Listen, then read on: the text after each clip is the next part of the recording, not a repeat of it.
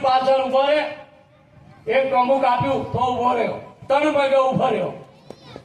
અહીંયા તારું રાજ તને હોપ્યું, રહેવું કઈ? તો એ કીધું બાપજી તમે કોઈ, તમે મને રાજ આપ્યું, હવે તમે કોઈ જગ્યા રહીશ તો એ રોજ હવારમાં કંકાસ કરે એમ કે રહેજો. એક ગરીબોનું ધન લૂંટીને ભેરું કર્યું હોય તો અહીં રહેજો. એક જે અતિ ઘણો સોનાનો મોહ કરે તો અહીં રહેજો. એક બેન ભણેનો ત્યાગ કરે, બ્રાહ્મણને ત્યાગ કરે, ગુરુનો ત્યાગ કરે, આવી જગ્યા બતાવી કળિયુગને અહીં તારે અને સિવાય રહેવું નહીં. પછી નક્કી થઈ ને તો કળિયુગ બધાને ઘેર આવતો, હમણાં બાપ બેટાની કોર્ટ તો ચાલે જ છે, ચાલે કે નહીં?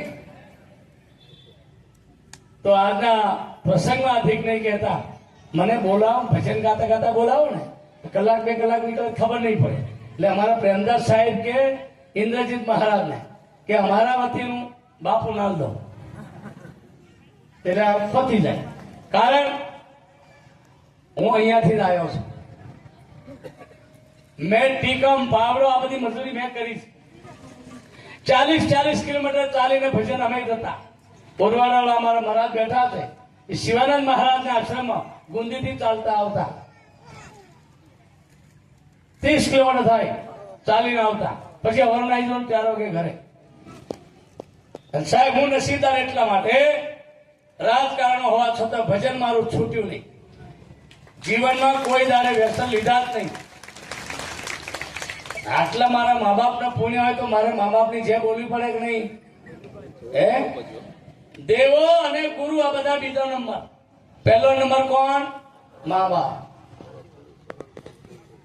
હજી આ જીવતા છે જેટલા બેઠા છે, આટલા દર મારી વાત સાંભળી લેજો. હજી ફોટા ભીત ઉપર હોય ત્યાં અગરબત્તી નહીં કરતા. તમે આ બાપા ખાટલા પડ્યા કે મને મચ્છર કરડે છે અને એક ચાદરું નોખી તો નતા નોખવા વાળા, હવે ફોટો મેળવી અગરબત્તી ધૂપ કરો.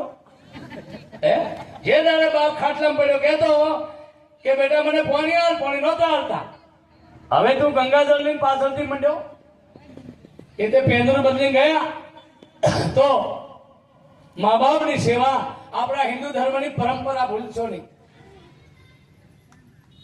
મા બાપ એ જ હાથા દેવ છે. આ સૃષ્ટિમાં હિન્દુ સમાજ જો બધા લોકોએ, બધા ધર્મના લોકોએ કઈ હુમલો કર્યો હિન્દુ ઉપર, ઇન્ડોનેશિયાથી દરેક જગ્યાએ. હજી ઇન્ડોનેશિયામાં આજે બાળક જન્મે એનું રામ ઉપર નામ રાખે, ઇસ્માઇલ રામ.